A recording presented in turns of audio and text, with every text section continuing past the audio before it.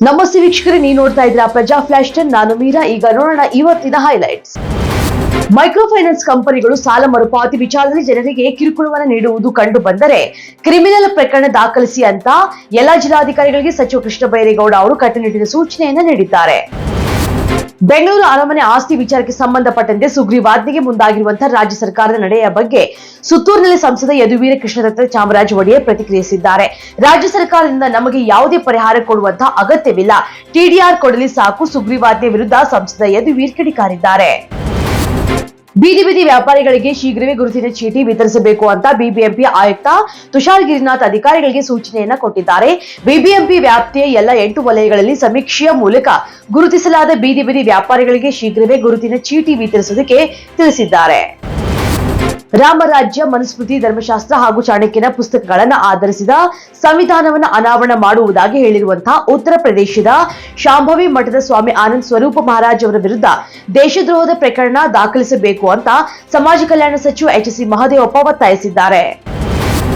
ಮೇಕೆದಾಟು ಯೋಜನೆಗಳಿಗೆ ಸದಾ ಅಡ್ಡಗಾಲು ಹಾಕುತ್ತಿರುವಂತಹ ಇಂಡಿ ಮೈತ್ರಿಕೂಟದ ಮಿತ್ರ ಪಕ್ಷ ಡಿಎಂಕೆ ಸರ್ಕಾರವನ್ನ ಮೊದಲು ಒಪ್ಪಿಸುವ ತಾಕತ್ತು, ಎದೆಗಾರಿಕೆ ನಿಮ್ಮಲ್ಲಿ ಇದೆಯೇ ತೋರಿಸಿ ಅಂತ ಉಪಮುಖ್ಯಮಂತ್ರಿ ಡಿಕೆ ಶಿವಕುಮಾರ್ ಅವರು ಜೆಡಿಎಸ್ಗೆ ಆಗ್ರಹಿಸಿದ್ದಾರೆ. ಶರಾವತಿ ಸಂತ್ರಸ್ತರು ಹಾಗೂ ವಿಐಎಸ್ಎಲ್ ಸಮಸ್ಯೆ ಕಾಂಗ್ರೆಸ್ ಪಾಪದ ಕೂಸು. ದೀರ್ಘಕಾಲ ಆಡಳಿತದಲ್ಲಿದ್ದಂತ ಕಾಂಗ್ರೆಸ್ ಈ ಸಮಸ್ಯೆಗಳಿಗೆ ಏಕೆ ಪರಿಹಾರವನ್ನ ಕಂಡುಕೊಳ್ಳಲಿಲ್ಲ?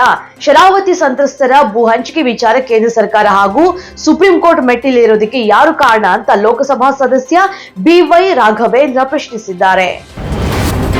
ಮಹಾಕುಂಭ ಮೇಳದಲ್ಲಿ ಹಿಂದೂ ರಾಷ್ಟ್ರ ಸಂವಿಧಾನ ಮಂಡನೆಗೆ ಸಜ್ಜಾಗಿರುವಂತಹ ಸುದ್ದಿ ಬೆನ್ನಲ್ಲೇ ಕಾಂಗ್ರೆಸ್ ನಾಯಕರು ಕಿಡಿಕಾರಿದ್ದಾರೆ. ಹಿಂದೂ ರಾಷ್ಟ್ರಕ್ಕೆ ಸಂವಿಧಾನ ಸಿದ್ಧಪಡಿಸಿರುವಂತಹ ಆಘಾತಕಾರಿ ಹಾಗೂ ಅತ್ಯಂತ ಅಪಾಯಕಾರಿ ಬೆಳವಣಿಗೆ ನಡೆದಿರುವುದು ದೇಶ ಭಾರಿ ಗಂಡಾಂತರ ಎದುರಿಸುವ ಮುನ್ಸೂಚನೆಯಂತಿದೆ ಅಂತ ವಿಧಾನ ಪರಿಷತ್ ಸದಸ್ಯ ಬಿಕೆ ಹರಿಪ್ರಸಾದ್ ಕಿಡಿಕಾರಿದ್ದಾರೆ. ಬಾಂಗ್ಲಾದೇಶಿ ವಲಸಿಗರು ಒಂದು ವೇಳೆ ಭಾರತಕ್ಕೆ ಬರೋದಕ್ಕೆ ಬಯಸಿದರೆ ಅದು ಅಕ್ರಮವಾಗಿದ್ದರೂ ಸಹ ಅವರು ಬರಲಿ, ನಾವು ಎಲ್ಲರನ್ನೂ ಸೇರಿಸಿಕೊಳ್ಳಬೇಕು, ನಮಗೆ ಅದರಿಂದ ಸ್ವಲ್ಪ ಕಷ್ಟವಾದರೂ ಪರವಾಗಿಲ್ಲ ಅಂತ ಕಾಂಗ್ರೆಸ್ನ ಹಿರಿಯ ನಾಯಕ ಸ್ಯಾಮ್ ಪಿತ್ರೋಡಾ ಅಕ್ರಮ ವಲಸಿಗರ ಬಗ್ಗೆ ವಿವಾದಾತ್ಮಕ ಹೇಳಿಕೆಯನ್ನ ನೀಡಿದ್ದಾರೆ. ರೆಡ್ ಬಾಲ್ ಫಾರ್ಮೆಟ್ ನಲ್ಲಿ ವಾರ್ಷಿಕ ಅತ್ಯುತ್ತಮ ಪ್ರದರ್ಶನ ನೀಡಿದ ಭಾರತೀಯ ವೇಗಿ ಜಸ್ಪ್ರೀತ್ ಬುಮ್ರಾ ಅವರನ್ನ 2024ರ ಐಸಿಸಿ ಪುರುಷರ ಟೆಸ್ಟ್ ಕ್ರಿಕೆಟಿಗ ಪ್ರಶಸ್ತಿಗೆ ಭಾಜನರಾಗಿದ್ದಾರೆ.